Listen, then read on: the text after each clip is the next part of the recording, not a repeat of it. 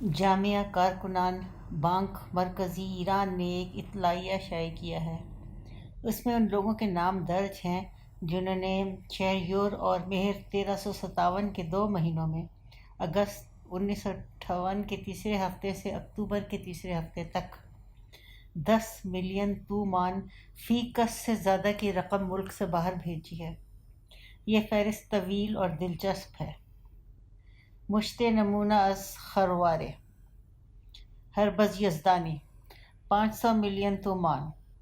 کہتے ہیں کسی زمانے میں یہ صاحب مال بکریاں چراتے تھے۔ روشن انصاری 400 ملین تومان۔ شہنشاہ کے وزیر، سفیر اور صاحب نسبت ارتشبد جنرل محمد نصیری 380 ملین تومان۔ جفا پیشہ سابق رئیس ساواک، موجودہ پیشہ سفارت سفیر ایران در پاکستان، انہیں ایران میں سب سے زیادہ قابل نفرت شخصیت ہونے کا اعزاز حاصل ہے۔ ارتشبد حسن طوفانیہ بانڈ 280 ملین تومان۔ چند ہفتے پہلے یہ صاحب قوت ایک سفارت خانے کی خصوصی دعوت میں شامل ہوئے تو سفیر اپنی خوش بختی پر ناز کرنے لگا۔ ارتشبد غلام علی اویسی 121 ملین تومان۔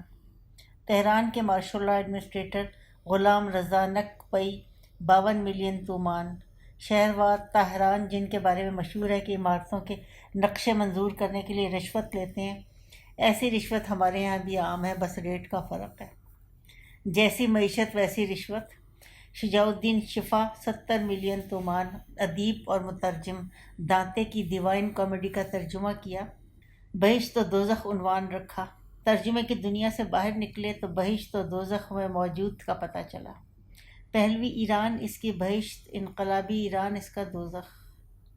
ڈاکٹر شیخ الاسلامی زادہ 48 ملین تومان۔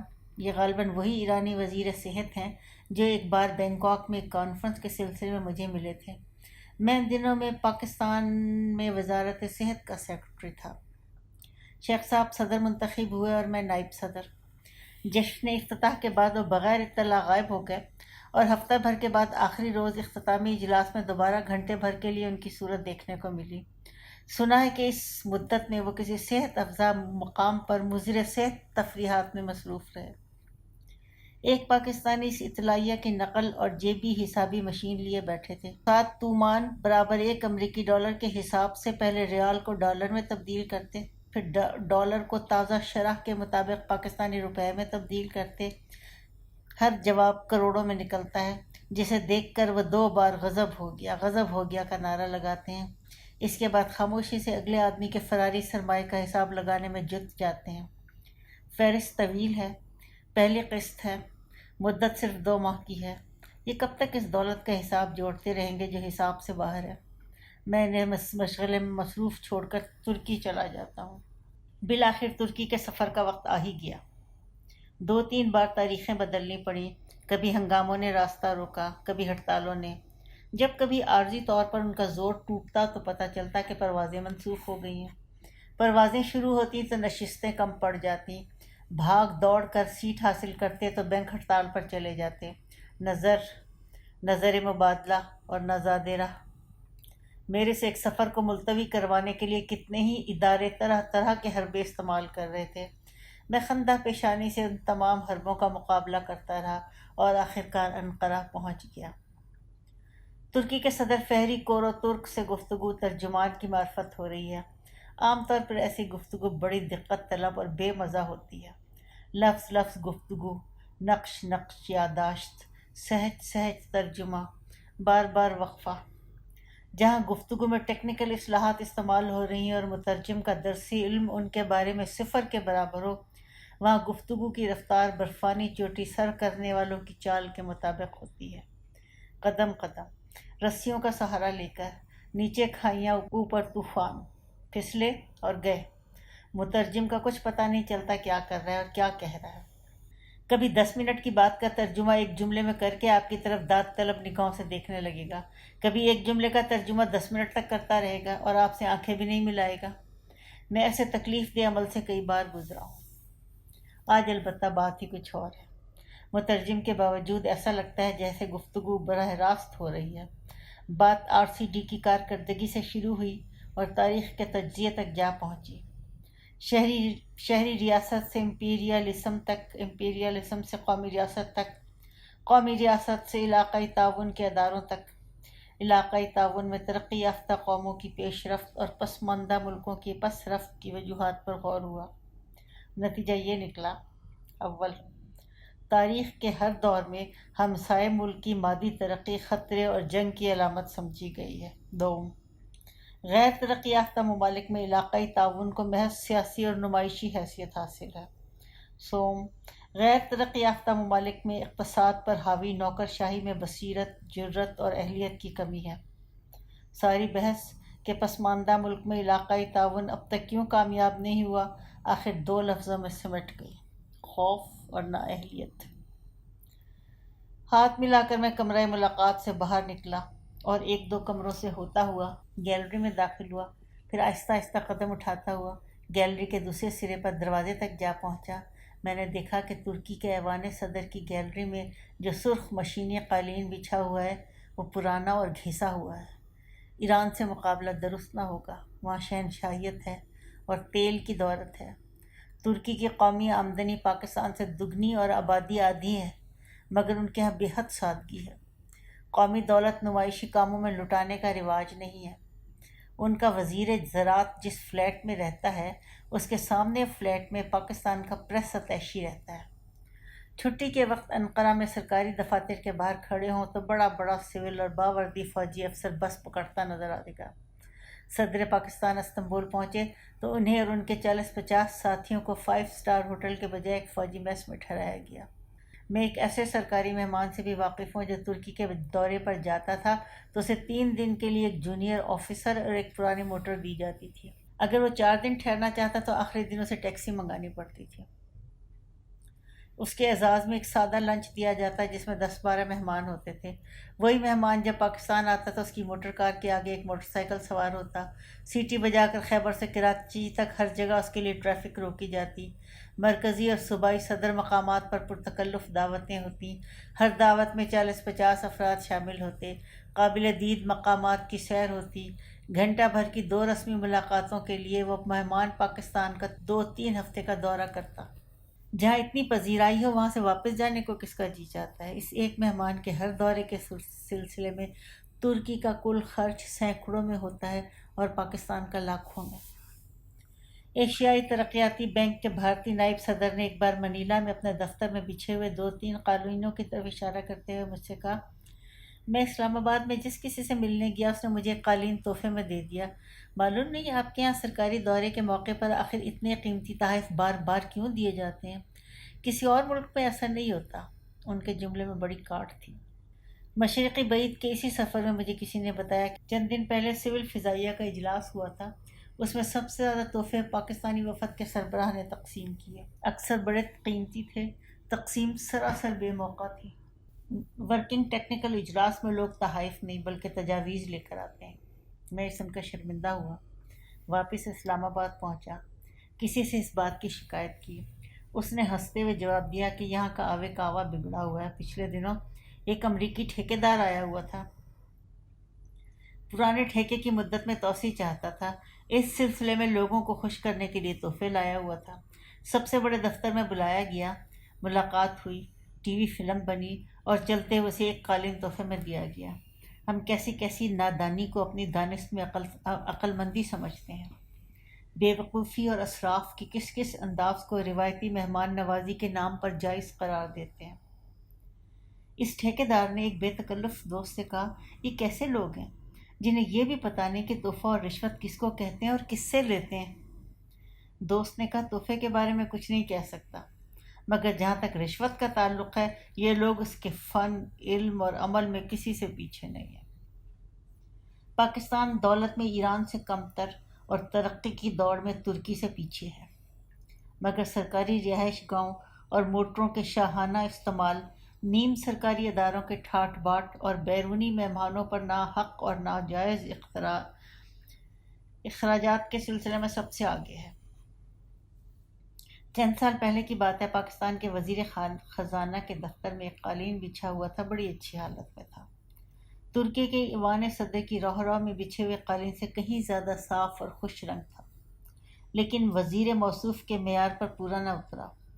حکم ہوا کہ اسے بے داغ سفید رنگ کے قالین سے تبدیل کر دو۔ تعمیل ہوئی۔ اسلام آباد میں بارش بہت ہوتی ہے۔ سیکریٹریٹ کی ساری عمارتیں پورچ کے بغیر ہیں۔ لوگ گیلے کپڑے اور گندے جوتوں سمیت اندر داخل ہوتے ہیں۔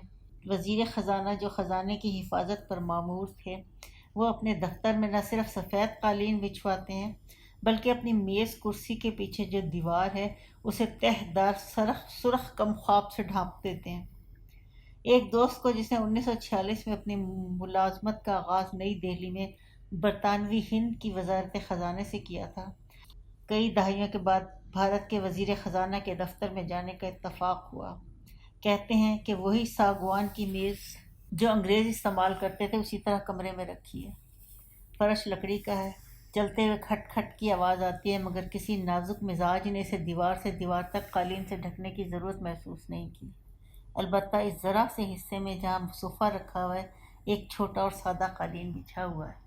ہمارے یہاں ملک کی دولت کو حکومت کے سیاسی اور انتظامی کارندے جس بے دردی سے علانیہ ضائع کرتے ہیں، اگر اس کی مثالوں کا دفتر جمع کیا جائے تو ترقی یافتہ ملکوں میں اسے الف لیلا کے قصوں کی طرح شوق اور حیرت سے پڑھا جائے گا۔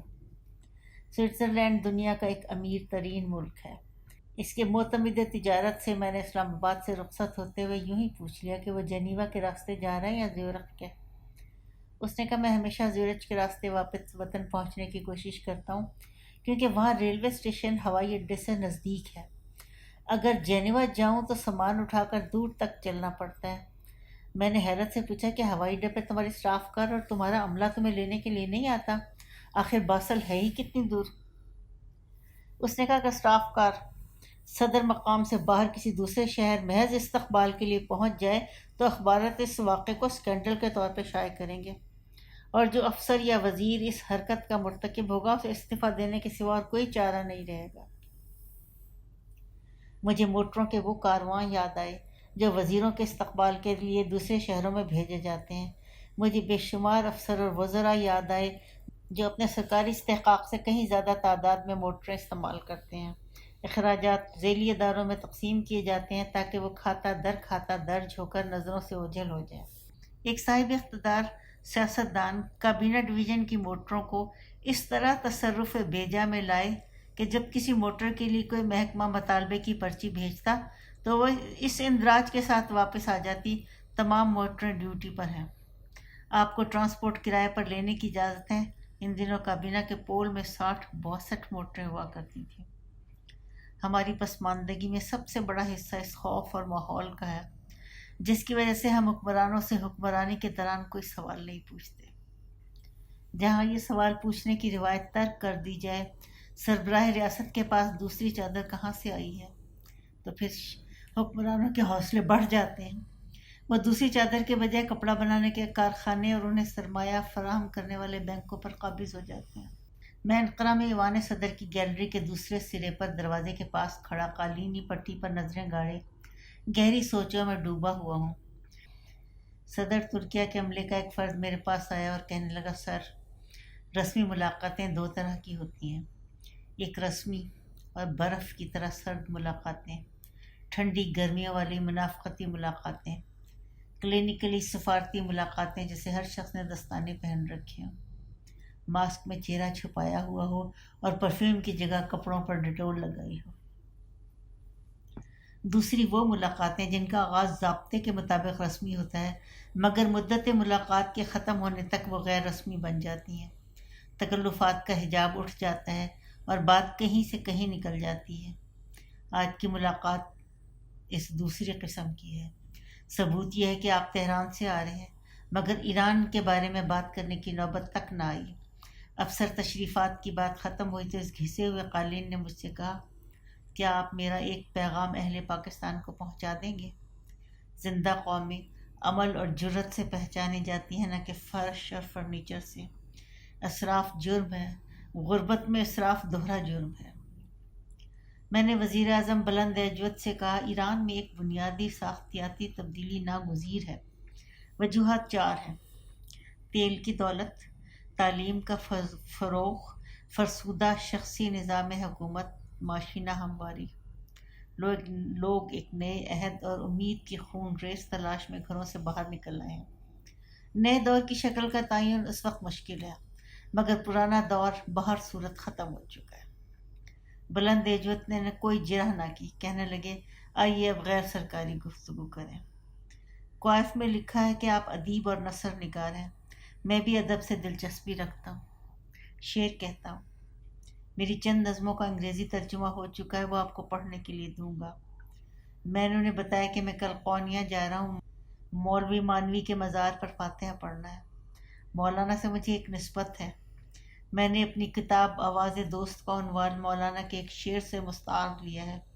وہی مولانا جو ایک طرف یہ پوچھتے ہیں کہ آلہ موسیقی بے جان اور بے مغز اور خشک سوکھے اجزاء سے بنا ہوا ہے، پھر آخر دوست کی آواز کہاں سے آ رہی ہے؟ اور دوسری طرف اس خطرے کی نشاندہی کرتے ہیں کہ ایک آواز ایسی بھی ہے جسے لوگ آواز دوست اور بانگ آشنا سمجھ کر اس کی جانب چل نکلتے ہیں، مگر جب منزل پر پہنچتے ہیں تو پتہ چلتا ہے کہ عمر برباد ہوئی، راستہ دور رہ گیا اور دن بے وقت ہو گیا۔ یہ نفس کی گہرائیوں سے اٹھنے والی آواز ہوتی ہے جو تمام عمر کانوں میں گونجتی رہتی ہے، مجھے دولت چاہیے، شوکت چاہیے، شہرت چاہیے، یہ چاہیے، وہ چاہیے۔ میں نے انقرہ کے قیام کے دوران بلند ایجوت کی نصف درجن نظموں کو 2-4 بار غور سے پڑھا، مگر ان کی شاعری کے بارے میں کوئی رائے قائم نہ کر سکا۔ ایک ترجمہ، اور وہ بھی صرف چند نظموں کا، کم از کم ایک پوری کتاب تو ہوتی۔ ان نظموں میں سب سے شوخ نظم کا عنوان غار نشیں ہے، مطلب کچھ یوں ہے کہ رہیے اب ایسی جگہ چل کر جہاں کوئی نہ ہو، صرف تنہائی ہی تنہائی ہو۔ میں ایک غار مرد ہوں، یہ دنیا مجھے راس نہیں آئی، اور آئی بھی کیسے، یہ ہنگاموں سے پر ہے۔ ادھر میری سرشت میں تنہائی، خاموشی اور غار نشینی شامل ہے۔ اس دنیا میں آنے سے پہلے میں نے 9 ماہ ایک گھپ اندھیرے غار میں بسر کیے تھے۔ شام کا وقت ہے، میں ہوائی جہاز میں بیٹھا ہوا ہوں، استنبول سے تہران کا سفر ہے۔ یورپی اور امریکی اخبارات کی ایک ایک سطر پڑھ رہا ہوں۔ ایران میں مقامی اخبارات بند ہیں اور تازہ بیرونی اخبار نایاب۔ اخبار میں لکھا ہے کہ تہران میں پانی، تیل، گیس، بجلی اور امن و امان کا سلسلہ تباہ ہو چکا ہے۔ اس حساب سے شہر میں گھپ اندھیرا ہونا چاہیے۔ ہوائی جہاز نے تہران کا ایک چکر لگایا، سارا شہر جگمگ جگمگ کر رہا ہے، لاتعداد بتیاں روشن ہیں، یوں لگتا ہے جیسے بادشاہت کا 2500 سالہ جشن منایا جا رہا ہے۔ میں نے ساتھ والی سیٹ پر بیٹھے ہوئے ایک شخص سے کہا، دیکھیے اخبارات کیا لکھتے ہیں، اور یہاں تہران میں کیسا چراغاں اور کیسی رونق ہے۔ جواب ملا، آپ روشنیوں کو رونق کہہ رہے ہیں، بات یہ ہے کہ ان روشنیوں کو بند کرنے والے ملک چھوڑ کر بھاگ گئے ہیں یا ہڑتال پر ہے، یہ دن میں بھی اسی طرح جلتی رہتی ہیں۔ ایران پر حکومت کرنا اب شہنشاہ رضا شاہ کے بس کی بات نہیں رہی، آخر وہ کون سا سوئچ آف کرے گا؟ نیکسٹ چیپٹر، نئے نام، پرانی تصویریں۔ اگست، ستمبر، اکتوبر، نومبر، کل 4 ماہ ہوئے۔ یہ کوئی ایسی بڑی مدت بھی نہیں، 100-125 دن ہی تو بنتے ہیں، لیکن تبدیلی بہت بڑی ہے۔ دیکھتے دیکھتے ان 17 ہفتوں میں وہ ایک دنیا جو مدت سے یہاں آباد تھی اور بڑی پائیدار لگتی تھی، ادھر سے ادھر ہو گئی ہے۔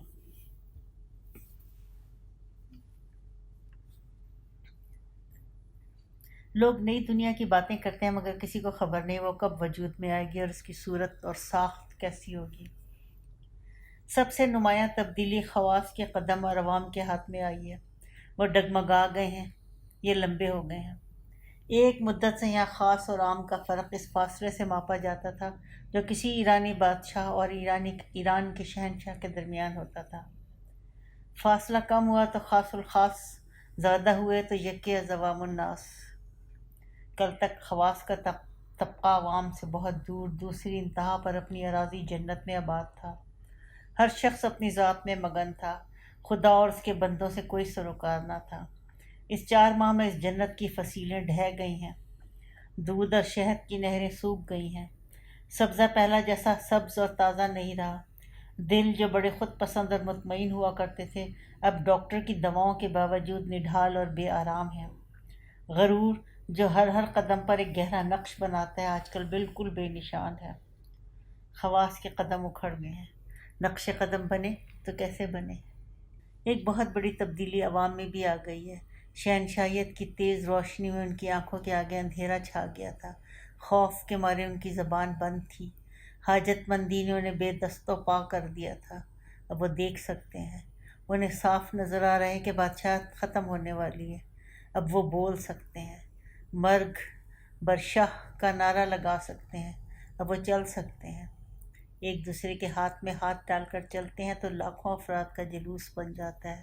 ان کے ہاتھ اب بندھے ہوئے نہیں، کھلے ہوئے ہیں، ہاتھ بدستور خالی ہیں، مگر اب وہ حکومت کی طرف بڑھ رہے ہیں۔ ہر کوئی یہی پوچھتا ہے، کیا یہ ہاتھ بالآخر تاج و تخت تک جا پہنچیں گے؟ اس نئے ماحول میں نئے نئے نام سننے میں آ رہے ہیں، ایسے نام جنہیں چند ماہ پہلے کوئی جانتا نہ تھا، ایسے نام جنہیں چند دن پہلے زبان پر لانا جرم تھا۔ یہ نئے نام اب زبان پر آ گئے ہیں، اخبار میں چھپ گئے ہیں، دیوار پر لکھے گئے ہیں، اور وہ نام جنہیں کل تک ہر جملے میں شامل کیے بغیر جملہ مکمل نہ ہوتا تھا، آج متروک ہو گئے ہیں، صرف طنز اور عبرت کے کام آتے ہیں۔ میری مشکل میں اضافہ ہو گیا ہے۔ میرے لیے اہم افراد کے وہ نام ابھی تک نئے ہیں جو اسلام آباد سے تہران پہنچ کر میں نے سرکاری کاغذات میں لکھے ہوئے دیکھے تھے، بلکہ انہیں ضروری جان کر زبانی یاد کر لیا تھا۔ وقت کہتا ہے وہ سب پرانے ہو چکے ہیں، انہیں بھول جاؤ۔ حافظہ کہتا ہے میں صرف ایک حکم مانتا ہوں، کہو یاد کرو، میں مقدور پر تعمیل کی کوشش کرتا ہوں، کہو بھول جاؤ، میں انکار کر دیتا ہوں۔ بھلانا میری اپنی مرضی اور مجبوری پر منحصر ہے، یہاں کسی کا حکم نہیں چلتا۔ فوزیہ مصری اور ثریا اسفندیاری پہلے ہی پرانے نام تھے، لیکن اب شاہ بانو فرح پہلوی کا نام بھی پرایا لگتا ہے۔ تخت ان دونوں نے چھوڑا تھا، تخت اس ملکہ کا بھی سلامت نظر نہیں آتا۔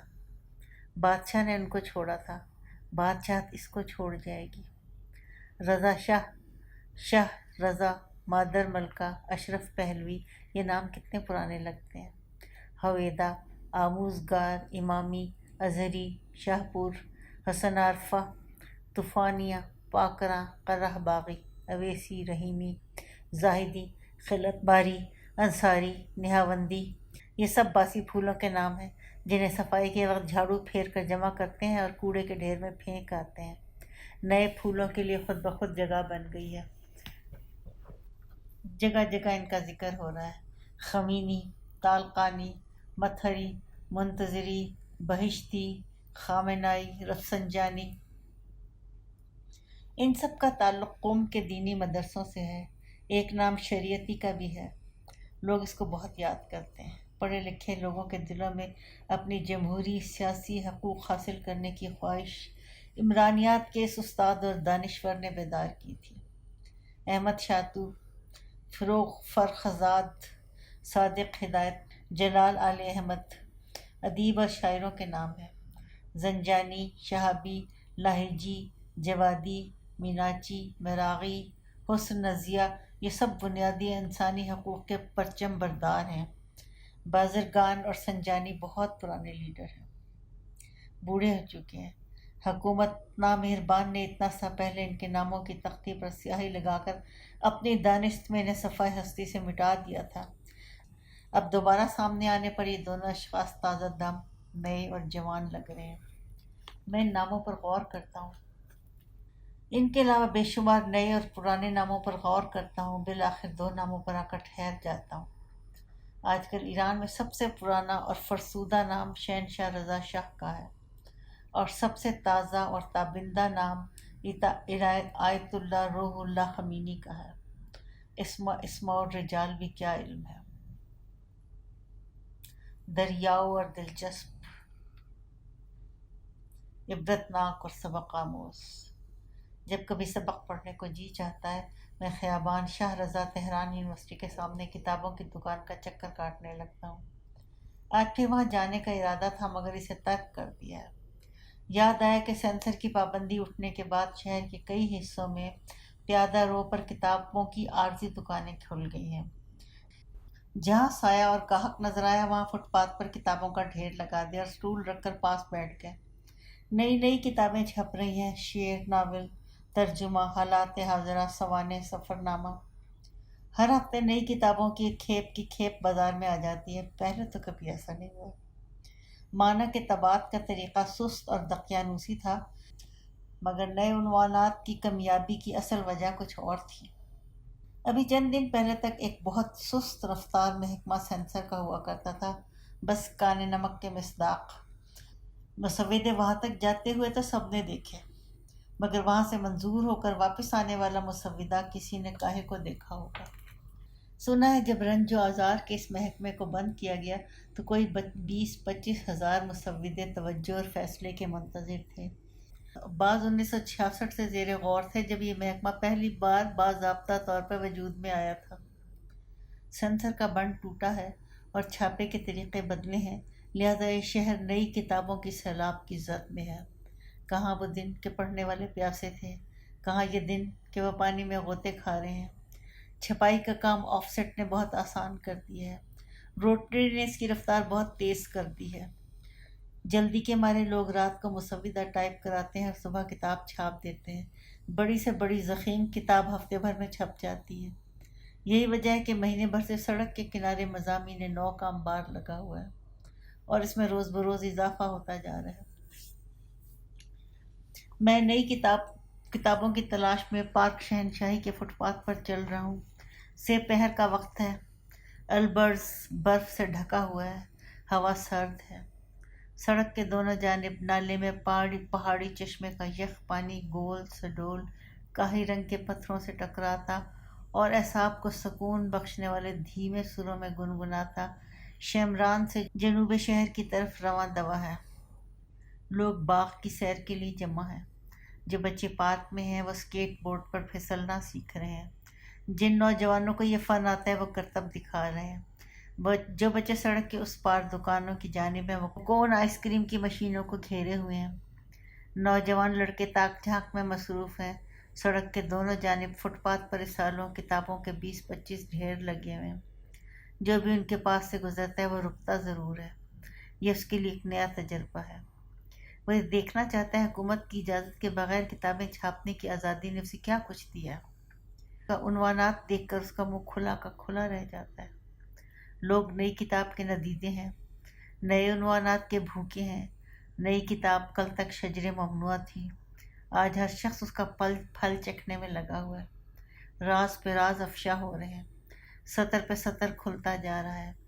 کیسے کیسے لوگوں کی رسوائی ہو رہی ہے، کیسا کیسا شخص تہمت کی زد میں آ گیا ہے۔ 2 خریدار اس وقت ایک ایسی کتاب میں دلچسپی لے رہے ہیں جس میں اسکینڈل چھپے ہوئے ہیں۔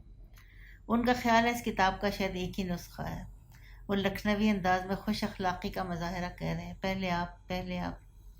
سیلز مین نے اپنی وین میں دونوں رکھے ہوئے گتے کے ڈبے سے اس کتاب کے 10 نسخے نکال کر فٹ پاتھ پر رکھ دیے۔ دونوں خریدار خوش ہو گئے۔ مارے خوشی کے انہوں نے 2 نسخے خرید لیے۔ کسی بھی کتابوں کے نسخے کی کمی نہیں ہے۔ ایک دن اگر سارے نسخے فروخت ہو جائیں تو راتوں رات نیا ایڈیشن چھپ جاتا ہے۔ وہ دن گئے جب لوگ کسی کے مخطوطے کی نقل کا انتظار کرتے یا کسی کتاب کے اگلے ایڈیشن کے چھپنے سے پہلے اگلے جہان پہنچ جایا کرتے تھے۔ وہ دن بھی گئے جب کتاب خریدنے پر جھگڑا ہو جاتا تھا۔ مجھے رینلی ساج کی یاد آئی۔ 1707 میں اس کا ایک ناول پیرس میں شائع ہوا جس میں اس دور کے اسکینڈل صاف مگر کہانی کی صورت میں اس طرح بیان کیے گئے تھے کہ اصل کردار کو پہچاننے میں کوئی دقت نہیں ہوتی تھی۔ اس نے ایک بھوتنے کا کردار تخلیق کیا جس کے پاس جادو کی چھڑی تھی۔ وہ پیرس میں ایک بلندی پر بیٹھ کر جس محل یا حویلی کی خوابگاہ کی طرف چھڑی سے اشارہ کرتا، اس کی چھت سرپوش کی طرح علیحدہ ہو جاتی۔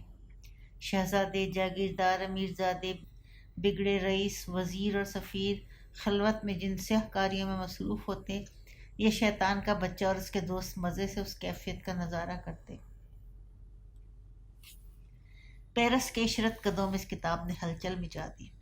وہ جن کی ساری عیاشی دوسروں کی رومانی داستانیں پڑھنے پر موقوف ہے، دھڑا دھڑ یہ کتاب خریدنے لگے۔ خریداروں میں وہ اعلیٰ طبقہ بھی ان سے پیچھے نہ تھا جس طبقے سے مصنف نے اپنے کردار ادھار لیے تھے۔ کتاب کے یہ خریدار دیکھنا چاہتے تھے کہ خیر سے ان کے علاوہ اور کس کس کا ذکر آیا ہے، کون کون ملوث اور کس قدر، مشہور آدمیوں میں سے کوئی بچا ہے یا نہیں، ملکہ زیادہ شوقین ہے یا بادشاہ، کس کس نے کس کس کو رکھا ہوا ہے اور کون رکھنی ہے اور کون اس کا رکھنہار۔ اس دلچسپ کتاب کے دوسرے ایڈیشن کا آخری نسخہ خریدنے کے لیے دربار شاہی کے دو معزز جاگیردار ہاربن کتب فروش کی دکان پر پہنچے۔ آخری جلد کا حصول عزت کا معاملہ بن گیا۔ ذرا سی دیر میں دونوں نے تلوار کھینچ لی۔ فٹ پاتھ پر زیادہ تر کتابیں سرخ سویرے کے بارے میں ہیں۔ اس کے بعد ایران کی سیاست غالباً سب سے مقبول موضوع ہے۔ بہت سی کتابیں ہلکے پھلکے موضوعات پر ہیں۔ طنز و مزاح اور کارٹون کی کتابیں کم اور رسالے زیادہ ہیں۔ مذہب کے موضوع پر پرانی کتابیں موجود ہیں لیکن کوئی نئی کتاب ابھی بازار میں نہیں آئی۔ مذہب پر نئی کتاب لکھنا کوئی آسان کام نہیں ہوتا۔ میں کتاب کی وقت گردانی کر رہا ہوں۔ یہ کتاب فراموش خانہ کے بارے میں ہے، وہی فری میسن لاج جسے ہم جادوگھر کہتے ہیں۔ لکھنے والے نے فرماسیون کو ایران کی بہت سی خرابیوں کا ذمہ دار ٹھہرایا۔ مجھے مصروف اور تنہا دیکھ کر نوجوان جز وقتی کتب فروش میرے پاس آیا۔ پوچھا، غیر ملکی ہو؟ سفارتکار ہو؟ پھر آہستہ سے کہا، کیا تم آیت اللہ خمینی کے سیاسی بیانات کا مجموعہ خریدنا چاہتے ہو؟ بس ایک کاپی بچی ہے، لیکن کسی کو یہ نہ بتانا تم نے کہاں سے خریدی ہے۔ میں یہ پمفلٹ نما کتاب خرید لیتا ہوں۔ قیمت زیادہ ہے مگر مجھے کم لگ رہی ہے۔ میری یافت امریکی ڈالر میں ہے۔ مہنگائی جس قدر ایرانی ریال میں بڑھتی ہے اسی قدر ڈالر کی شرح مبادلہ میں اضافہ ہو جاتا ہے۔ میرے لیے مہنگائی صرف ایک حسابی احساس ہے۔ میں اشوب کے عالم اور اقتصاد کے بحران کے باوجود مہنگائی کے دائرۂ اثر سے باہر ہوں۔ کتب فروش کو بھی اس کا کچھ احساس ضرور ہے۔ وہ میرے کان کے پاس آ کر کہتا ہے، اگر آپ آیت اللہ خمینی کے صوتی کیسٹ میں دلچسپی رکھتے ہو تو کل اس وقت یہاں آ جائیں، میں آپ کو یہ کیسٹ بڑی مناسب قیمت پر دوں گا۔ یاد رہے کل میری دکان اسی جگہ مگر سڑک کے دوسرے کنارے پر ملے گی۔ نئی کتاب پڑھنے کا شوق اپنا رنگ دکھاتا ہے۔ میں باغ کی سیر کو مختصر کرتا ہوں، وقت سے پہلے گھر پہنچ جاتا ہوں۔ اہل خانہ وی سی آر کے گرد جمع ہے، کوئی میری طرف دھیان نہیں دیتا۔ سسپینس والی فلم میں پیپیلین یا گریٹ اسکیپ، قیدی بھاگنے کی ناکام کوشش کر رہے ہیں، دھر پکڑ ہو رہی ہے، مار پیٹ ہو رہی ہے۔ تماشا دیکھنے والوں کے سامنے میز پر دو تھال رکھے ہوئے ہیں، ایک میں پستہ ہے، دوسرے میں چھلکے۔ میں اس صورتحال کا پورا فائدہ اٹھاتا ہوں۔ مطالعے کے کمرے میں اطمینان سے بیٹھ کر اس چھوٹی سی کتاب کو پڑھنے اور سمجھنے کی کوشش کرتا ہوں جس کی اشاعت غیر قانونی اور تقسیم خفیہ ہے۔ حسن حمید کی فرہنگ فارسی کی دونوں جلدیں سامنے میز پر دھری ہیں۔ کوئی لفظ یا ترکیب مشکل ہو تو لغت سے رجوع کرتا ہوں۔ یہ پہلا بیان جمعہ سیاہ کے بارے میں جاری ہوا تھا، وہی جمعہ خونی جس دن صبح سویرے ژالہ چوک میں قتل عام ہوا تھا۔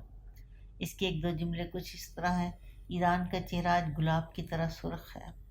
جو کوئی چاہے وہ ملک کے طول و عرض میں ولولہ اور شجاعت کا نظارہ کر سکتا ہے۔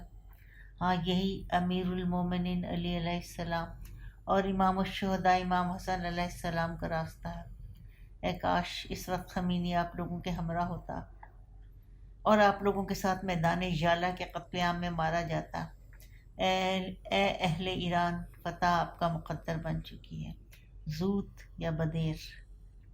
دوسرا بیان ایک ہفتے بعد کا ہے۔ آغاز کچھ اس طرح سے ہے، شہادت میں سبقت لے جانے والوں کے قتل عام کو آج ایک ہفتہ ہونے کا آیا ہے۔